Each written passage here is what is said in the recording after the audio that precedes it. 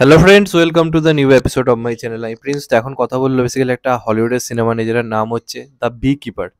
তো এই সিনেমাটা আমি রিলিজ করে গেছে মোটামুটি এক সপ্তাহ আগে। তো আমি আজকে যে দেখলাম, মনে হলো এটা নিয়ে অবশ্যই কথা বলা উচিত। তো বি কিপার নামটা শুনি আমাদের মাথায় কি আসে? যে একজন মৌমাছি পালক, এইভাবে আমরা ভাবি। এবং এই সিনেমাটাতে স্ট্যাথামের যে চরিত্রটাকেও ঠিক সেইভাবেই দেখানো হয়েছে প্রথম থেকে, যে একজন নর্মাল মৌমাছি আর কি পালক, একজন বি কিপার। তো এরা এমন কি সমাজে গুরুত্বপূর্ণ ভূমিকায় রয়েছে, মৌমাছি সংরক্ষণ করে মধু দেওয়া হচ্ছে প্রত্যেকের বাড়িতে বাড়িতে কাজ, এইভাবেই দেখা। এবার আমি স্ট্যাথামের সিনেমা বহু আগে থেকে ফলো করি, জেসন স্ট্যাথামের আমি খুব বড় ফ্যান, কারণ ওর একটা অদ্ভুত স্টাইলাইজেশন রয়েছে যেটা আমি খুব রেসপেক্ট করি। মানে ধরুন, মাথায় টাক নিয়ে ওই রকম একটা পার্সোনালিটি বজায় রাখা একটা অ্যাকশন হিরো, এতটা কিন্তু সহজ নয়। এটা ভাই পারে, জেসন স্ট্যাথাম পারে, শুরু থেকে করে এসেছে। আপনার ট্রান্সপোর্টার যদি দেখেন, তো এই ধরনের চরিত্র বহুবার প্লে করেছে। কিন্তু এখানে চরিত্রটাকে যেভাবে লেখা হয়েছে সেটা কিন্তু খুবই প্রশংসনীয়। একই দিকে সিনেমাটার মধ্যে মাস অ্যাপিল ভরপুর রয়েছে, তেমনভাবে কিন্তু স্টোরিটাকেও বিল্ড আপ করা হয়েছে। তো এখানে এই যে চরিত্রটা প্লে করেছে সে হচ্ছে একজন বি কিপার। তো আমরা স্বাভাবিকভাবে বি কিপার বলতে এটা বললাম যে মৌমাছির পালন করতে এরকমই ভাববো। কিন্তু এই চরিত্রটা, এই যে বি কিপার নামটার মধ্যে কিন্তু একটা রহস্য রয়েছে। বি কিপার কিন্তু বেসিক্যালি একটা, মানে বলা যেতে পারে সংস্থা, যারা আর কি দেশে কোনো ভুল হতে দেয় না। যেমন মৌমাছির যে দলটা আর কি, সেই দলের যখন কোনো একজনের কারো ক্ষতি হয়, ওরা কিন্তু যে ক্ষতি করে তাকে খুঁজে বার করে তাদের বিনাশ করে, পুরো পরিবারের বিনাশ করে। এটা হচ্ছে মৌমাছিদের নিয়ম। তো এইখানে যারা এই বি কিপারের অংশ, তাদের একটা মোটো রয়েছে যে এদের যারা দেখভাল করে, বি কিপার্সদের আর কি যারা দেখভাল করে, তাদের যদি কেউ ক্ষতি করে, তাদের তাদের আর কি ১২টা বাজিয়ে দেবে। বিশ্বের কারোর ক্ষমতা নেই এদেরকে আটকানোর। তো সেরকম ধরনের একটা সানকি টাইপের চরিত্র কিন্তু এখানে প্লে করেছে স্ট্যাথাম, এবং ফাটিয়ে দিয়েছে। তো এই যে মানে এখানে স্টেশনের যে চরিত্রটাকে দেখভাল করা হচ্ছে একজন প্রতিবেশী, একজন মহিলা। তার সাথে একটা খুব বাজে কাণ্ড ঘটে, ফ্রড কেস ঘটে। সেই ফ্রড কেসের জন্য সে সুইসাইড করে। এবার যারা এই কাণ্ডের সঙ্গে যুক্ত, যারা তার সাথে ফ্রড করেছে, তাদেরকে খুঁজে বার করে বিনাশ করাই হচ্ছে স্ট্যাথামের চরিত্রটা হচ্ছে মেন এখানে মোটো। এবার ওকে ধরার জন্য চারপাশে আর কি যেরকম হয়, সবাই ধরতে চাইছে, ভিলেনও নিজেদেরকে বাঁচাবার জন্য ওরকম করছে। সেখান থেকে কিভাবে সবকিছু ঠিক হবে এবং কিভাবে ও সবাইকে বিনাশ করবে, বেসিক্যালি এটা নিয়ে হচ্ছে গল্প। তো তোমরা শুনে বুঝতে পারছো যে নর্মাল একটা রিভেঞ্জ স্টোরি, তার বেশি কিছুই নয়।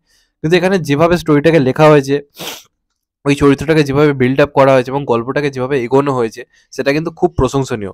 একটা ১ ঘন্টা ৪২ মিনিটের সিনেমা আপনাকে একটা টাইমে বোর করবে না, যেমনটা হয় স্ট্যাথামের সিনেমা। যারা দেখে, যারা ফ্যান, তারা এটাকে রিয়েলি এনজয় করবে, কারণ স্ট্যাথাম এখানে দুর্ধর্ষ অ্যাকশন করেছে। মানে স্ট্যাথামকে আমরা যেভাবে পছন্দ করি, যে মানে হুমকি টুমকি কিছু দেবে না, জাস্ট উড়িয়ে দেবে। তো ওরম টাইপের যে ব্যাপার স্যাপার গুলো, সেই জিনিসটাই এটার মধ্যে রয়েছে। যেমন একটা জায়গাতেও ঢোকে, পুরো জায়গাটা পুড়িয়ে দেওয়ার আগে, মানে উড়িয়ে দেওয়ার আগে সবাইকে ওয়ার্নিং দেয় যে এটাই, মানে সবাইকে অফার দিচ্ছি, বেরিয়ে যাও এখান থেকে, নাহলে কিন্তু কাউকে বাঁচাতে পারবো, কারণ আমি এটাকে পুরো জ্বালিয়ে শেষ করে দেবো। তো এইভাবে ভাবে খুঁজতে খুঁজতে যারা যারা এটার সঙ্গে যুক্ত, সেখান থেকে মেন হেড যারা, তাদেরকে খুঁজে খুঁজে বিনাশ করে, এটাই হচ্ছে বেসিক্যালি স্টোরি। তো সেটাকে বিল্ড আপ যেভাবে করা হয়েছে দেখার মতো। ক্লাইম্যাক্সের অ্যাকশন থেকে শুরু করে প্রত্যেকটা অ্যাকশন সিকোয়েন্স দুর্ধর্ষ। মানে অ্যাকশন যতক্ষণ হচ্ছে আপনি চোখ বন্ধ করতে পারবেন না। মানে ফাটাফাটি অ্যাকশন, মানে সবকিছু রয়েছে অ্যাকশনের মধ্যে। গোলাবন্দুক বন্দুক বন্দুক মানে গুলি বন্দুক চালানো তো রয়েছে, তার সঙ্গে সঙ্গে মার্শাল আর্ট থেকে শুরু করে হ্যান্ড টু হ্যান্ড কম্ব্যাট, সবকিছু রয়েছে এই সিনেমাটার মধ্যে। সমস্ত রকমের কিছু রয়েছে, মানে যেমনটা হলিউডের সিনেমা হয়ে থাকে। এবং কেন জানি না আমার দেখতে দেখতে মনে হচ্ছিল যে এটা যদি বলিউডে হয়, জন আব্রাহাম করলে দারুণ হবে। কারণ জন আব্রাহাম এই ধরনের চরিত্রগুলো খুব ভালো প্লে করে, দেখবেন ও স্ট্যাথামকে একটু কপি করে। আপনারা রকি হ্যান্ডসাম বা ওই যে সিনেমাগুলো দেখলে খানিকটা মিল পাবেন। তো এটা যদি কোনোদিন হিন্দিতে রিমেক হয়, আমি বলবো জন আব্রাহাম ভাই করুক, ফাটিয়ে দেবে। কারণ এটার মধ্যে সেই ব্যাপার রয়েছে স্টোরিটার মধ্যে। মানে যারা মাস মুভি পছন্দ করে হলিউডে, তাদের এটা দারুণ লাগবে। কারণ সিনেমাটা আপনাকে একটা টাইম এন্টারটেন করছে, সিনেমাটার মধ্যে একটা স্টোরি বিল্ড আপ রয়েছে, ইমোশনাল দিক রয়েছে, এবং একটা মেসেজও রয়েছে খুব ভালো। মানে এই যে, মানে মৌমাছিদের বিনাশ বা ক্ষতি হয়ে গেলে কি হতে পারে সমাজে, সেই জিনিসটাও দেখানো হয়েছে সিনেমার মধ্যে। প্লাস আমাদের সমাজের সমস্ত জিনিস দূর করার জন্য, যে আমরা আমাদেরও মাঝে মাঝে যে মৌমাছির নিয়মকানুন যে আদতে আনতে হয় কোনো একটা প্রতিবাদী চরিত্র হয়ে উঠতে গেলে, সেই জিনিসগুলো এখানে খুব ভালোভাবে দেখানো হয়েছে। তো অ্যাট দ্য সেম টাইম সিনেমাটার মধ্যে মাস অ্যাপিল রয়েছে, তার সঙ্গে সঙ্গে কিন্তু সমাজকে একটা বার্তাও কিন্তু দিচ্ছে। এবং সর্বোপরি প্রত্যেকটা অ্যাকশন সিকোয়েন্স দেখার মতো, ভিএফএক্স এর কাজ অসম্ভব ভালো হয়েছে কিছু কিছু সিনে, মানে দেখার মতো কাজ হয়েছে। আমি এটা দেখে জাস্ট এনজয় করেছি, ফাটাফাটি একটা এনজয় করেছি। এবং যারা স্ট্যাথামের ফ্যান, তাদের এটা দারুণ লাগবে। কারণ মানে এটা পুরো স্ট্যাথাম, মানে স্ট্যাথাম ঘরানারই কাজ। স্ট্যাথাম ঘরানারই এটা কাজ। মানে ও যেরকম ধরনের কাজ করে এসছে প্রথম থেকে, আপনারা এর আগে কিন্তু ওকে ওইভাবে দেখেছেন। কিন্তু এখানেও যখন আপনি দেখছেন, আপনি এনজয়মেন্টটা পাচ্ছেন। সেই জিনিসটা কিন্তু রয়েছে চরিত্রটার মধ্যে। একটা সানকি টাইপের চরিত্র, যে সবকিছু উড়িয়েছে এবং দুর্ধর্ষ অ্যাকশন করেছে, ফাটাফাটি অ্যাকশন করেছে। মানে স্ট্যাথামকে অনেকদিন পর পুরোনো প্রপার ফর্মে পেলাম। রিসেন্ট যে কাজগুলো আসছিল, ঠিক এই ব্যাপারটা পাচ্ছিলাম না, এই কাজটার মধ্যে কিন্তু পেয়েছি।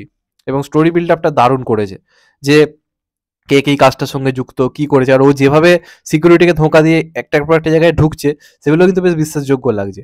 দেখুন হলিউড সিনেমা মানেই তো গেঁজাখুটি জিনিসপত্র হবে, কিন্তু সেটা কতটা বিশ্বাসযোগ্য করতে পারছে সেটা একটা দেখার ব্যাপার থাকে। ও যেভাবে বিভিন্ন সিকিউরিটিকে লুকিয়ে চুরিয়ে ঢুকছে সেগুলো বেশ ইন্টারেস্টিং লাগছে। আপনি বেশ এনজয়মেন্ট নিয়ে একটা হাঁ হয়ে দেখতে থাকবেন। সেই জিনিসটা কিন্তু রয়েছে। তো আমি এটাকে অবশ্যই বলব প্রত্যেকে দেখো। ভাল লাগবে অবশ্যই।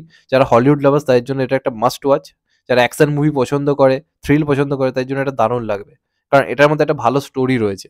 যে কি করছে, কেন করছে, মোটিভটা কি সেই জিনিসটা খুব ভালো এই সিনেমাটার মধ্যে।